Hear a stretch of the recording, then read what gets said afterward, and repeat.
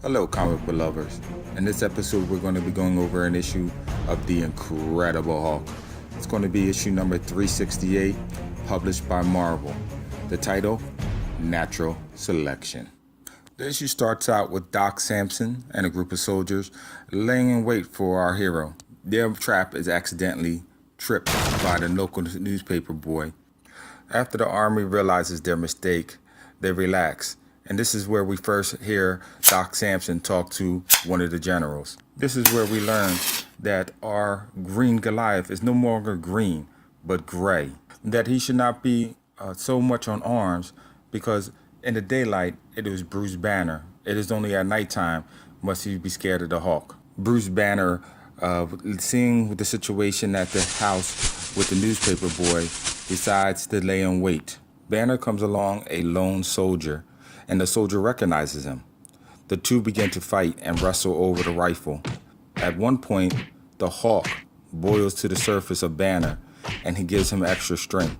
He's able to wrestle the rifle away from the soldier and knock him out.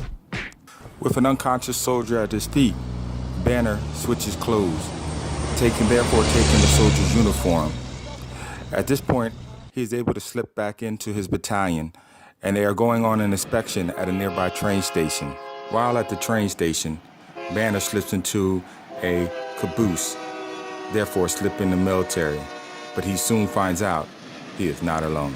The train's occupant tells Bruce Banner that he recognizes him and that he also admires him, all while staying hidden in the dark. This is an excellent example of shadowing. You see glimpses and pieces of who Banner is talking to, but it's never really fully revealed.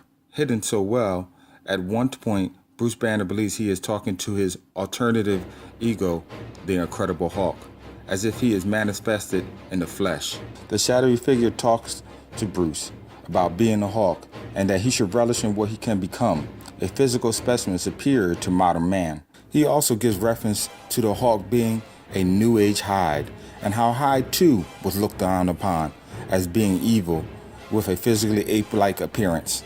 Here, he references Darwin's theory from Descent of Man, that human came from apes, saying this is an obvious influence on Stevenson's work on Dr. Jekyll and Mr. Hyde.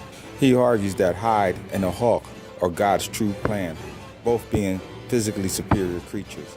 He says only the strong should be ruling, and the weak, like Banner, are a mistake in the evolutionary ladder, a weakening of the gene pool. Hyde has his way with Banner for a while, battering him around the room, hidden in the shadows, until they enter a tunnel and the two are alone in the dark, where the Hulk finally is allowed to make his transformation. Immediately when the train leaves the tunnel, the two are revealed to each other. But there's one problem. The sunlight through the freight's cracked roof bothers the Hulk, and Hyde notices it. Immediately he leaps and breaks through to the compartment's roof, therefore exposing the Hulk to the waning sun. The Hulk tears a hole in the floor, ducking under the train, shielding himself from the sun's painful rays. Eventually, the combat between the two causes the train's derailment over a large chasm. Hyde winds up hanging from the bottom of a series of connected cabooses. Only the Hulk, holding on to the other end of the train line, is stopping Hyde from plummeting to the bottom of the chasm.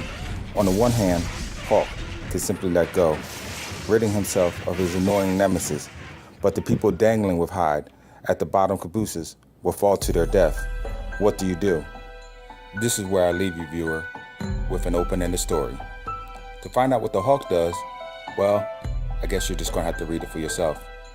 Good luck searching at those comic book conventions and digging in those crates. If you have a story you love and would like me to talk about it on the next episode, please write it in the comments below. Until then, like and subscribe.